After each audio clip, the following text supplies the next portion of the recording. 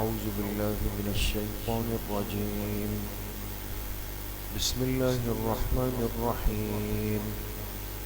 ولئن سألتهم من خلق السماوات والأرض ليقولن خلقهن العزيز العليم الذي جعل لكم الأرض مهدا وجعل لكم فيها سبلا لعلكم تهتدون والذي نزل من السماء ماء بقدر فأنشرنا به بلدة ميتا كذلك تخرجون والذي خلق الأزواج كلها وجعل لكم من الفلك والأنعام ما تركبون لتستووا على ظهوره ثم تذكروا نعمة ربكم إذا استويتم عليه وتقولوا سبحان الذي سخر لنا هذا وما كنا له مقرنين وإنا إلى ربنا لمنقلبون وجعلوا له من عباده جزءا إن الإنسان لكفور مبين. صدق اللہ العظیم. یہ سورۃ الزخرف کی آیت نمبر 9 سے آیت نمبر 15 تک 7 آیتیں آپ حضرات کے سامنے تلاوت کی گئی ہے. گزشتہ درس میں یہ بات گزری ہے کہ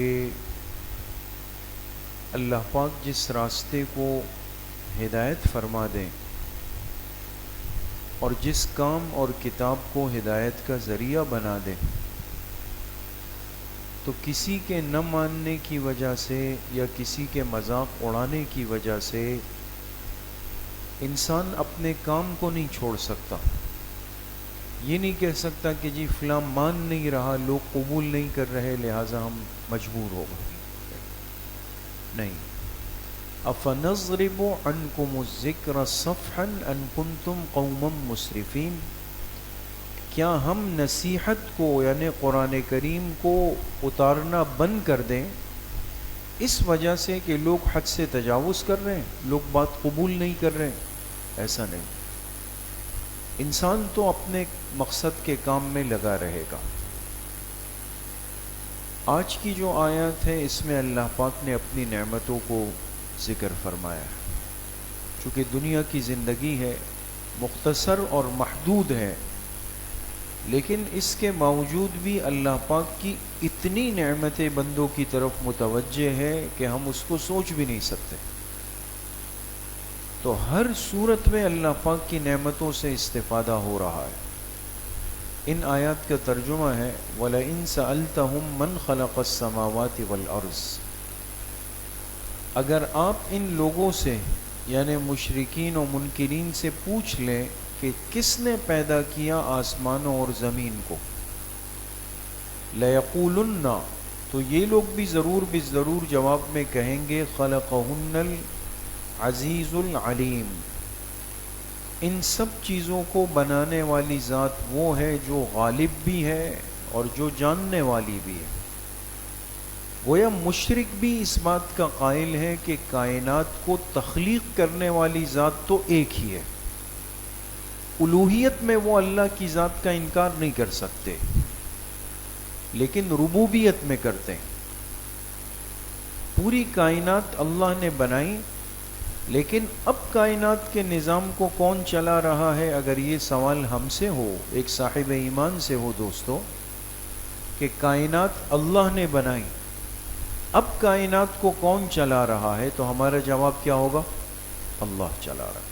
جس اکیلے اللہ نے بنائی وہی اکیلا رب اللہ تعالی، وہ اس کائنات کے نظام کو بلا شرکت غیر چلا رہا ہے.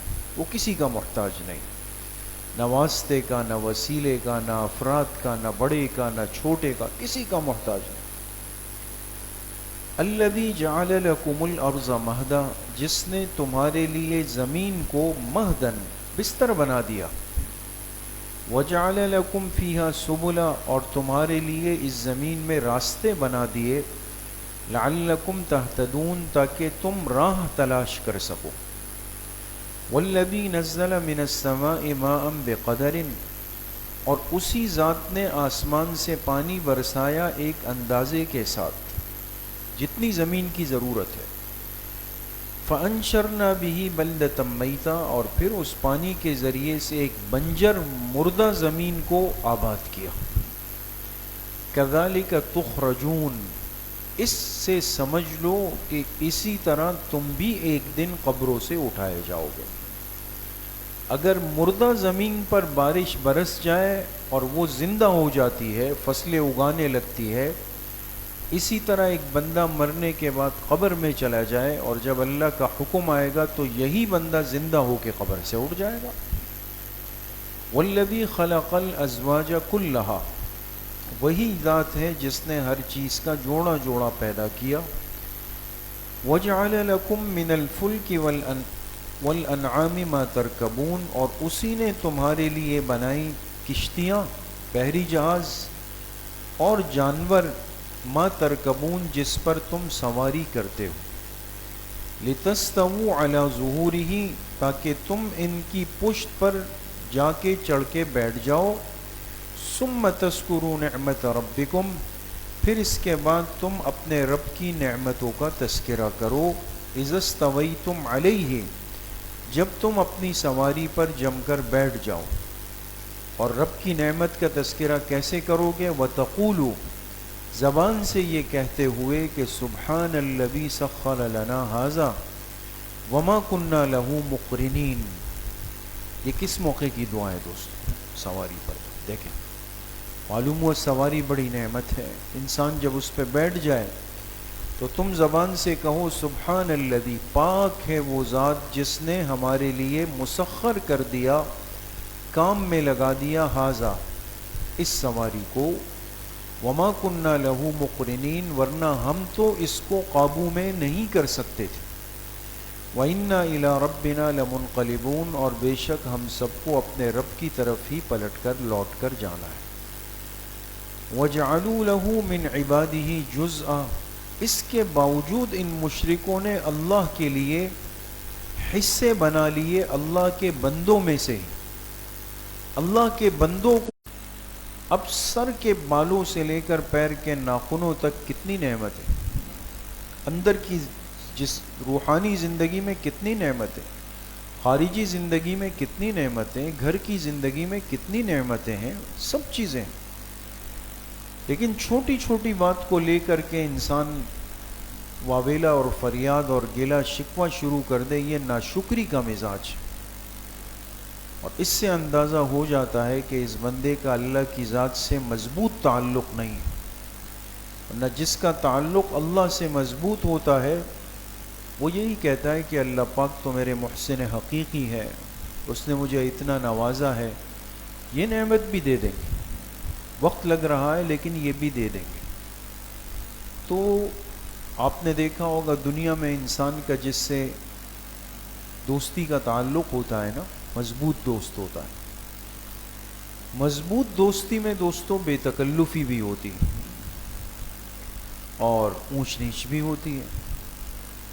اب ایک دوست نے ہمیشہ ساری زندگی خیال رکھا اور کچھ دن ایسے آئے کہ اس تھوڑا پریشان ہو گیا، آپ کو ادائیگی میں اس نے کچھ وقت لگا دیا، تو انسان اس کو پلٹ کر کہتا بھی نہیں. کہتے ہیں بھئی ہمارا تو 30-40 سال کا تعلق ہے، اس نے ہمیشہ میرا خیال رکھا، اب 1 مہینے کی پریشانی کی وجہ سے میں اپنے سابقہ تعلقات پہ پانی پھیر دوں؟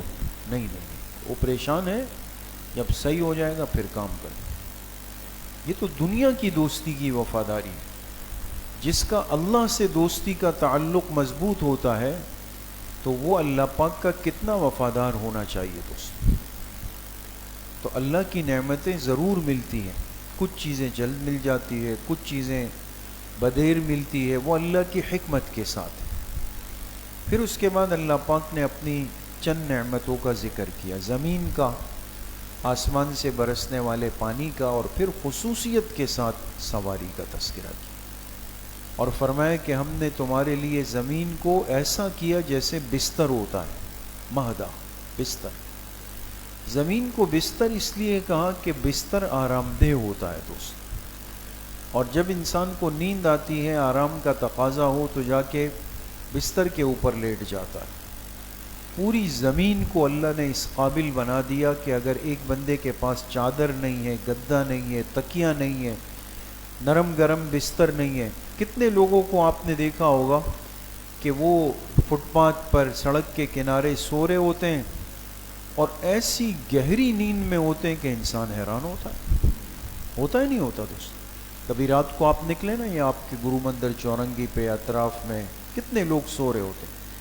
بعض دفعہ ہمیں اپنے نرم گرم بستر پہ 2 3 بجے تک نیند نہیں آتی، اور وہ سر کے نیچے ہاتھ رکھ کے وہ انٹا غفیل سو رہے۔ بالکل اس زمین میں اللہ نے یہ کشش اور نعمت رکھی کہ انسان کے لیے ایک بستر کی مانند ہو جاتا ہے۔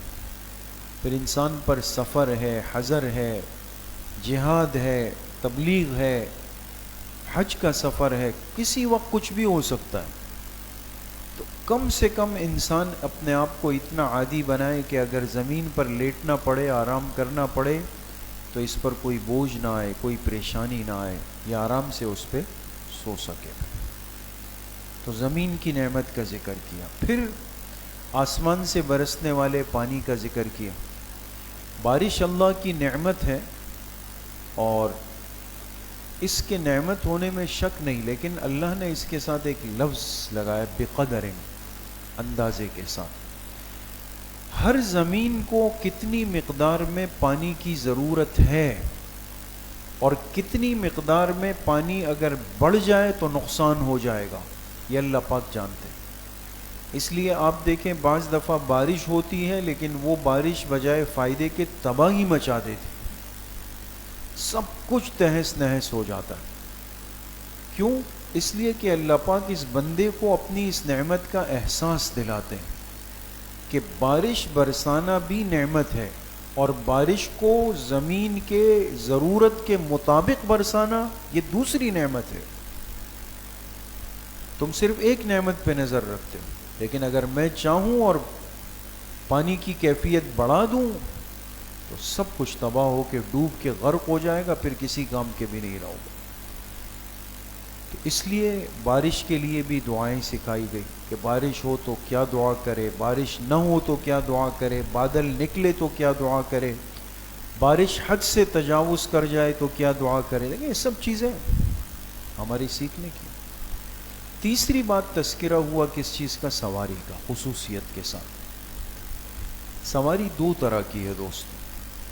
ایک وہ سواری ہوتی ہے جس کے بننے یا بنانے میں انسان کا حصہ ہوتا ہے، سائیکل ہے، موٹر سائیکل ہے، گاڑی ہے، کشتی ہے، بحری جہاز ہے، ٹرک ہے، ہوائی جہاز ہے۔ اب یہ سب چیزیں انسان نے، انجینئر نے بنائی، لیکن اس انجینئر کو، اس کاریگر کو، بنانے والے کو بھی سمجھ اور حافظہ یہ کس ذات نے دیا؟ اللہ نے دیا۔ اگر اللہ پاک نہ چاہتے تو انسان کچھ بھی نہیں کر سکتا، لیکن انسان کے ہاتھ استعمال ہوئے، وقت لگا، محنت لگی، ایک تو وہ سواری ہو گئی۔ اور ایک وہ سواری ہے دوستوں کہ جس میں انسان کی کوئی شراکت داری نہیں ہے، حصہ نہیں ہے بنانے میں، وہ یہ جانور ہے، جیسے اونٹ ہے، گھوڑا ہے، گدھا ہے، خچر ہے، یہ بھی تو سواریاں ہیں نا، اس بھی سواری۔ لیکن کوئی نہیں کہہ سکتا کہ یہ اونٹ میں نے بنایا ہے، اونٹ تو دور کی بات ہے، اونٹ کی دم کا ایک بال بھی نہیں بنا سکتے، کچھ بھی نہیں کر سکتے۔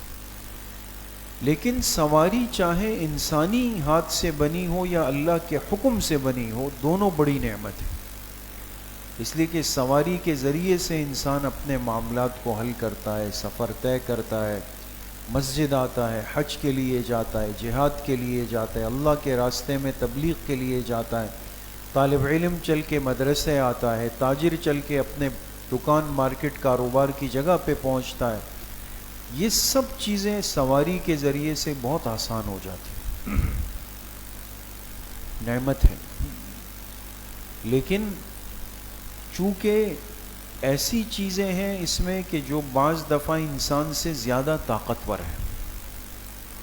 اب مثال کے طور پہ اونٹ ہے، اونٹ کی طاقت زیادہ ہے یا ہماری طاقت زیادہ ہے دوست؟ اونٹ کی زیادہ ہے، اونٹ کی زیادہ ہے۔ لیکن اونٹ کی ناک میں صرف ایک لگام ڈالی جاتی ہے، نکیل چھوٹی سی، اور یہ پھر چل رہا ہوتا ہے۔ اب اتنے بڑے قداور طاقتور اونٹ کو انسان کے قابو میں دے دیا کہ وہ کچھ بھی نہیں کہہ رہا۔ یہ کس ذات کی طرف سے انعام ہے؟ اللہ کی طرف سے۔ اس لیے دیکھیں نا، کبھی جانور پاگل ہو جائے کیا تباہی مچاتا ہے وہ۔ قربانی کے دنوں میں دیکھیں، ابھی آ بھی رہے آگے قربانی کے ایام، اب بڑے بڑے قداور جانور ہیں، بچے ان کو لے کر گلیوں میں گھوم رہے ہوتے ہیں۔ اب بچہ خود 25-30 کلو کا وزن ہے اور جانور ہے تقریباً 250 کلو کا، لیکن وہ رسی سے چلا رہا ہے۔ کبھی یہی جانور پاگل ہو جاتا ہے تو دیکھیں پورا محلہ سر پہ اٹھا لیتا ہے، روڈ پہ بھاگ رہا ہے، گاڑیوں سے ٹکرا رہا ہے، دروازوں سے ٹکرا رہا ہے۔ یہ اللہ پاک دکھاتے ہیں کہ دیکھو اس کو تمہارے قابو میں دیا، یہ میری نعمت تھی، ورنہ بھی اکیلے سنبھال لو اس کو۔ یہی معاملہ دوستو ان سواریوں کا بھی ہے جو انسان کے ہاتھ سے چلتی ہے، گاڑی ہے، بڑی سواریاں ہیں، ہوائی جہاز ہے، اللہ پاک سب کی حفاظت فرمائے۔ لیکن دیکھیں نا، بعض دفعہ سب چیزیں صحیح ہیں، آپ اس کو پورا چیک کرا کے مطمئن ہو کے چلا رہے ہیں، کہیں نہ کہیں جا کر وہ بے قابو ہو گئی۔ کیا ہوا جی؟ بریک فیل ہو گیا، کیا ہوا جی؟ اس کا یہ ٹوٹ گیا، اس کا ایکسل ٹوٹ گیا، اس کا ٹائر برسٹ ہو گیا۔ اب یہ جو اچانک چیزیں ہو جاتی ہیں جبکہ انسان اپنے ذہن کے اعتبار سے سب کچھ صحیح رکھتا ہے، کیا ہے؟ اللہ پاک انسان کو سمجھاتے ہیں کہ یہ سواری دینا میری طرف سے، یہ نعمت ہے، تم اس نعمت کی قدر کرو، قدردانی کرو۔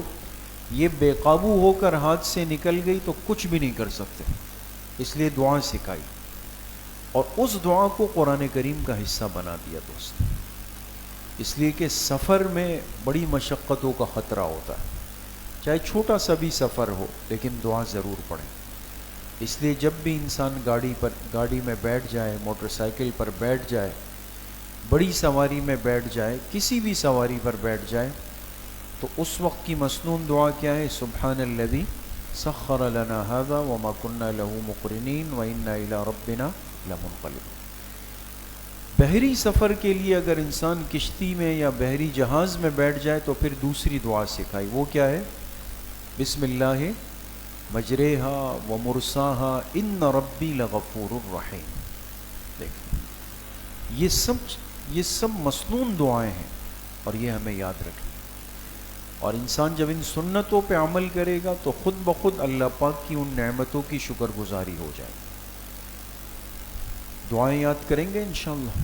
اللہ پاک مجھے بھی آپ سب کو صحیح عمل کی توفیق نصیب فرمائے۔ الحمدللہ رب العالمین والصلاۃ والسلام علیہ۔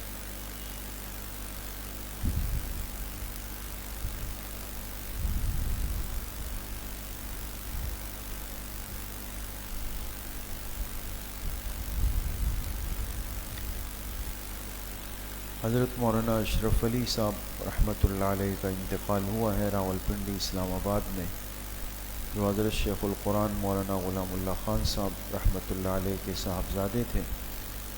دعا فرمائے اللہ پاک حضرت کی کامل و مکمل مغفرت فرمائے، اللہ ان کے درجات بلند فرمائے۔